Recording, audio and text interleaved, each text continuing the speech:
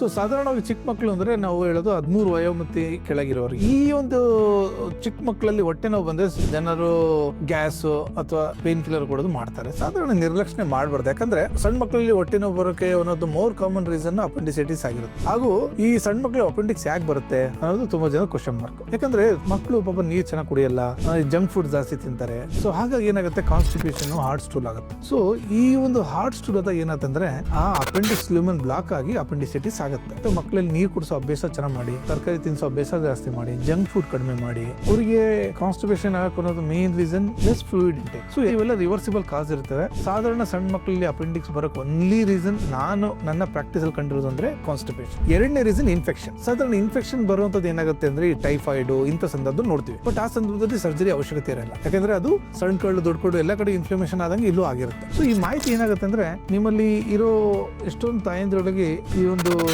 ಮಾಹಿತಿ ಹೆಲ್ಪ್ ಆಗುತ್ತೆ. ಸೊ ಇದನ್ನು ದಯವಿಟ್ಟು ನಿಮ್ಮ ಸ್ನೇಹಿತರು, ಸಂಬಂಧಿಕರು ಶೇರ್ ಮಾಡಿ. ಹಾಗೂ ಒಂದ್ಸರಿ ನಿಮ್ಮ ಮಗ ಮೋಷನ್ ಗಟ್ಟಿ ಕಾನ್ಸ್ಟಿಪೇಷನ್ ಇದೆ ಅಂತ ಅನ್ಸುತ್ತೆ, ಅವನಿಗೆ ಪದೇ ಹೊಟ್ಟೆ ನೋವು ಬರ್ತಿದೆ ಅಂದ್ರೆ ಸಾಧಾರಣವಾಗಿ ಇದು ಅಪೆಂಡಿಸೈಟಿಸ್ ಅನ್ನೋದು ನಿಮ್ಮ ಮನಸ್ಸಲ್ಲಿ ಒಂದು ಫ್ಯಾಕ್ಟರ್ ನೆನಪಿರ್ಬೇಕಾಗುತ್ತೆ. ಸೊ ದಯವಿಟ್ಟು ಮಾಹಿತಿ ಶೇರ್ ಮಾಡಿ. ಧನ್ಯವಾದ.